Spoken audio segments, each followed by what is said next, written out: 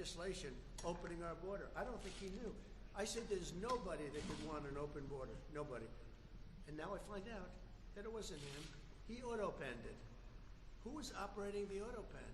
This is a very serious thing. We had a president that didn't sign anything. He auto-penned almost everything. He opened the borders of the United States of America. And I kept saying, who would do such a thing? Allowing criminals to pour in from all over the world, not just South America, all over the world. They came in from Africa, they came in from Asia, they came from the Congo. The prisons in the Congo in Africa, these are rough people. The prisons from the Congo are empty. You know where they are? They're in this country. Who would sign this? Nobody would sign it. No sane person would sign it. You know who signed it? Radical left lunatics that were running our country, and the auto-pen signed it. And they didn't want him, and they were disappointed in getting him because they wanted Bernie Sanders. And then after about 2 weeks, they said, wait a minute, this is a gift. He'll do anything. We're going to use the auto-pen. And they used the auto-pen and everything.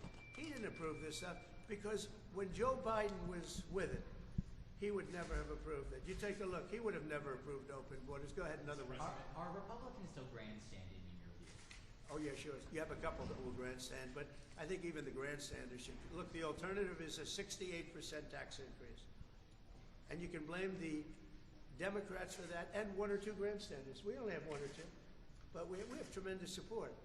But you'll have a 68% tax increase, or you'll get a massive tax decrease. You'll get a tax cut, the likes of which we've never had before. This is bigger than any Ronald Reagan tax cut. It's even bigger than the tax cut that I gave, because as you know, that's being extended and increased. So this is the biggest tax cut in the history of our country.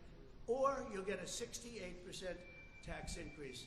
And if that happens, I mean, what Republican could vote for that to happen? Because there wouldn't be a Republican much longer. They would be knocked out so fast. But we're going up to details. This is I'm a cheerleader for this party, and I'm a cheerleader for the country. Much more importantly for the country.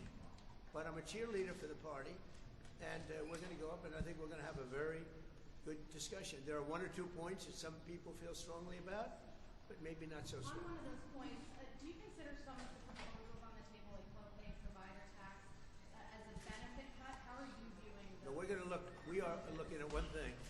We're not doing any cutting of anything meaningful. The only thing we're cutting is waste, fraud, and abuse. With Medicaid, waste, fraud, and abuse. There's tremendous waste, fraud, and abuse. There's incompetent things put in. We have illegal aliens that are multiple killers with multiple murder records getting Medicaid. I don't think anybody minds if we cut that. The Democrats, on the other hand, are going to destroy it because they're going to leave these people on. We're cutting three things: waste, fraud, and abuse.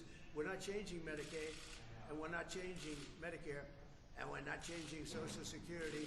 And if I wanted to do those things, I would have done it during my 4 years that we were there. Mr. President, what's your message to your fellow New Yorker Republicans who are hung up on the SALT issue? Well, SALT is a very interesting thing because the governors of New York and Illinois, you know, the big JB is going nowhere. Probably right now he could be the worst governor of the country. But Illinois and Gavin Newsom, those are the people that want this. And they're Democrat states. They're all Democrat states. You know, Ronald Reagan tried very hard to get this passed, was unable to do it the way we have it, where basically everybody's treated equally. He tried it so hard, and he never got it done. He was always disappointed. He never got it done. We got it done. Now people want to change it. So we're going to be talking about that. But the biggest beneficiary, if we do that, are governors from New York, Illinois, and California. And those governors are the ones that blew it because they weren't able to get it.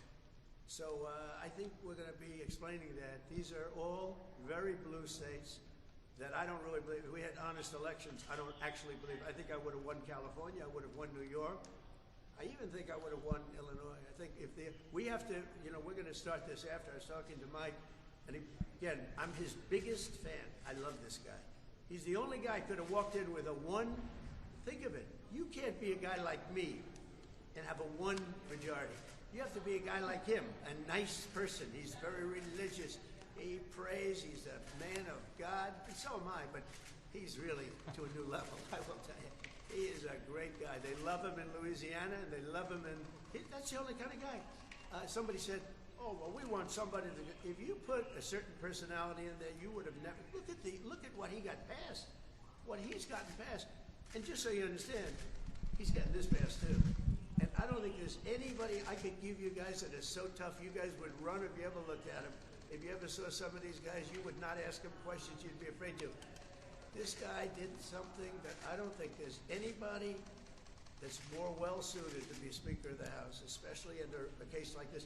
Remember, we had a majority of 1 for 6 months, and that was a very frightening thing because the Democrats have really hurt our country. And we are going to go into very much, remember what I said, the auto pen. This government was illegally run for 4 years. Thank you very much, everybody. Thank you. President, charging member of Congress.